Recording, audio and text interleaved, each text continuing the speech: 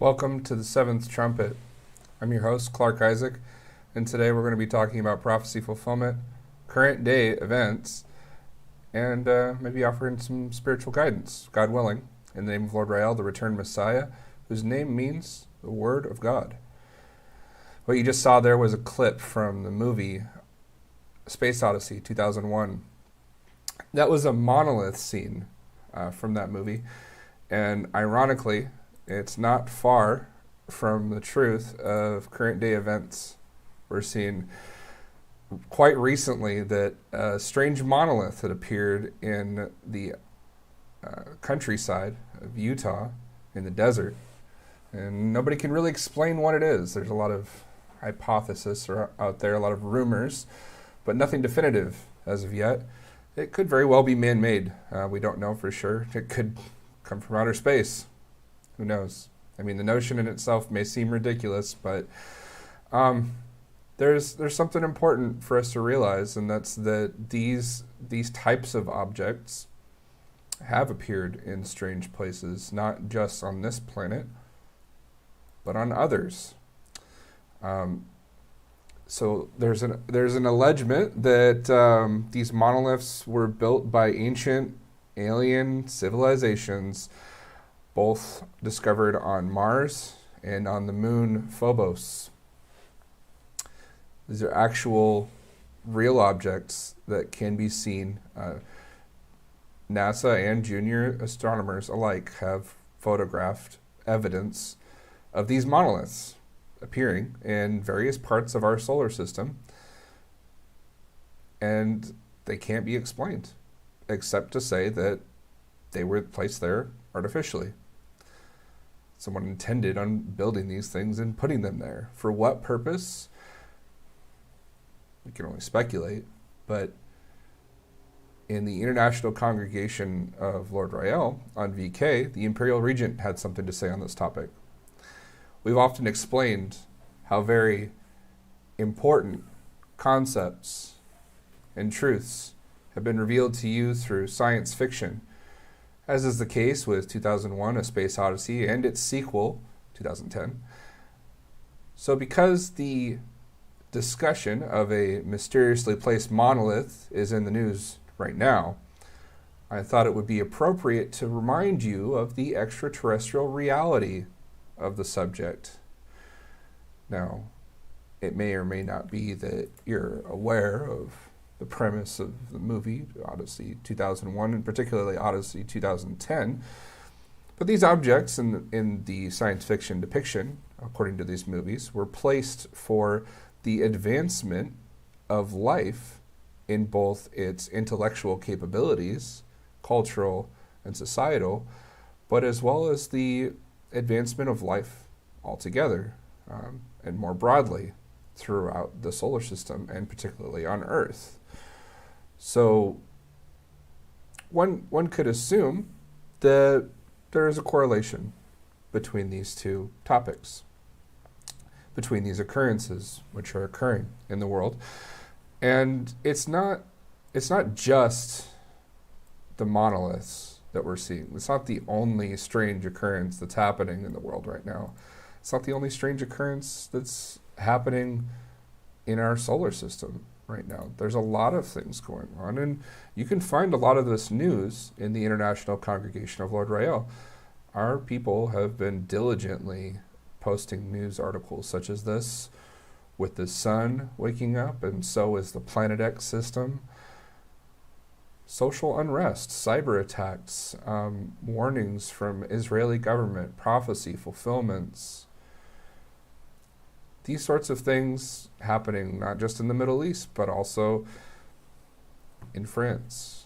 Social unrest, drug and food shortages, riots also in the United States.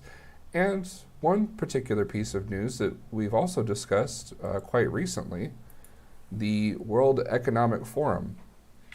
I believe it was on Friday's episode, and perhaps on Wednesday's episode of last week as well. I believe you can look those up as the 27th of November and the 25th of November episodes of the Seventh Trumpet.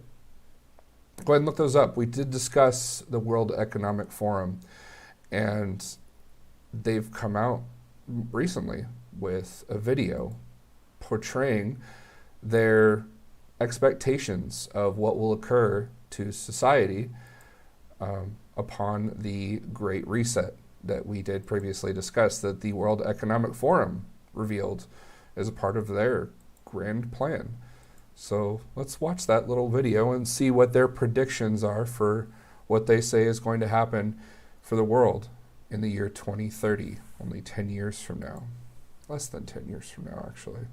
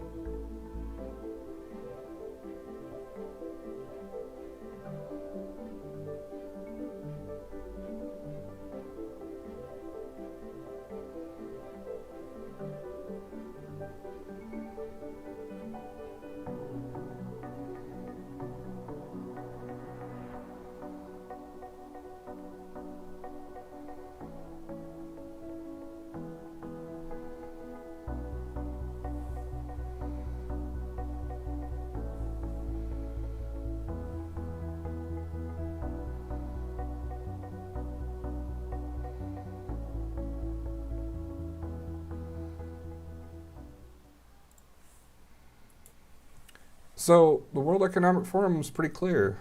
Those were 8 points which they believe will be fulfilled by the year 2030. Could be sooner, could be later, but 9 years is enough time for that sort of growth to occur. But for that growth to occur, there needs to be somewhat of a clearing out or destruction before there can be a construction.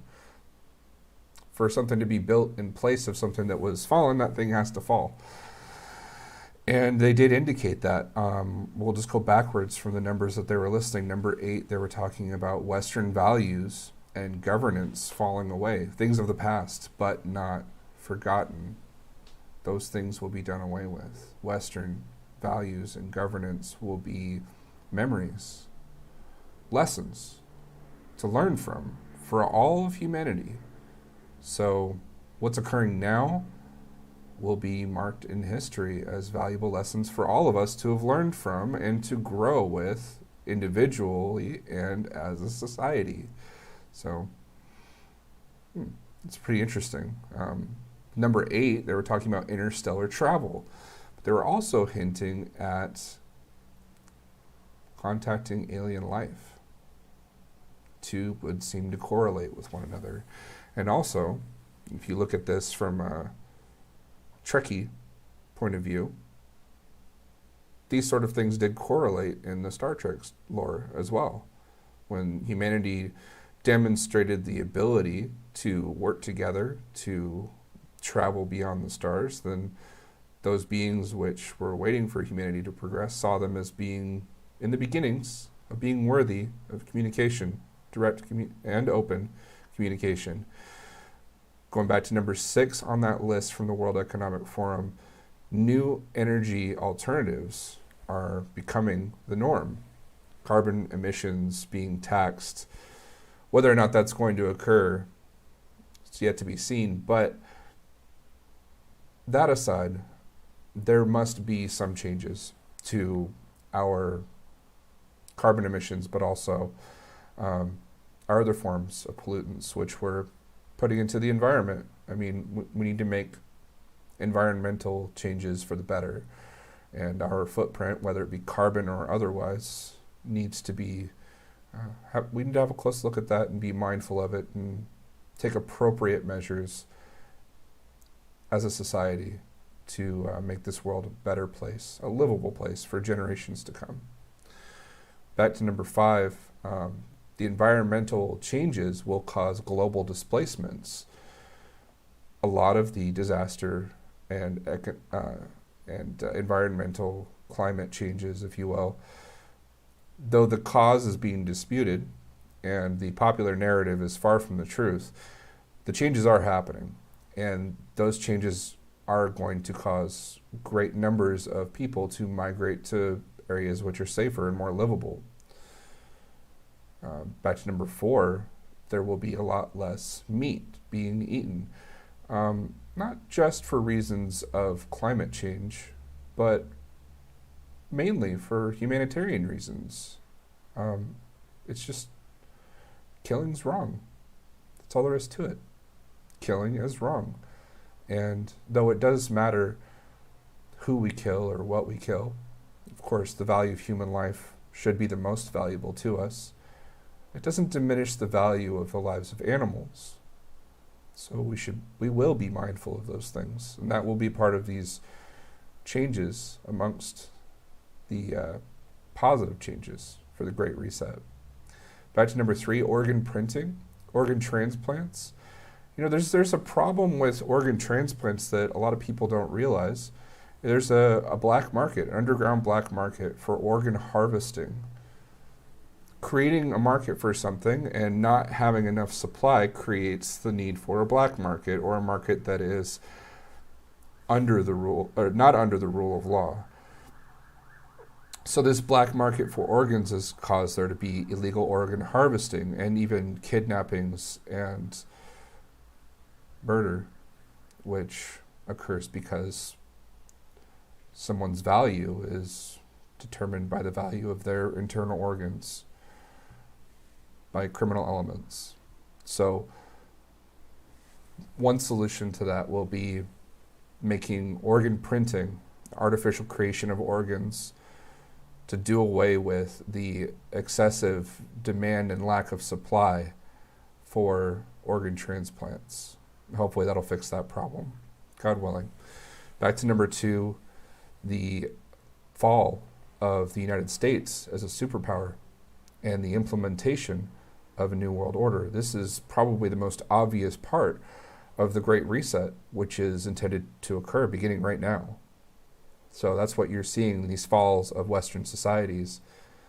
There will be a greater reliance on Eastern societies, and particularly, what they are not mentioning here, a centralized governance over the whole world, which will be ruled by a monarchy, no longer a democracy. And to number 1, which does bring us back to somewhat of a federation mindset for those Trekkies out there, owning nothing. Now, this may be a threatening concept for those of you who are capitalistic in nature, who have to hold on to your things and not let anybody else use them. Well, everybody's going to be borrowing things or renting them. What you need and what you want will be available to you, but it won't necessarily always be your possession for you to keep, to have as your wall or desk decoration that's only for you to use. If there's a need for someone else to use it, your time will be up. May have to be time to return it. Well, that could be relative to a lot of different things, and it's not guaranteed that those things will always be that way. But for right now, we are in a capitalistic society, and it's probably best for us to spend wisely. One thing that we can spend wisely on is probably one of the greatest books ever written.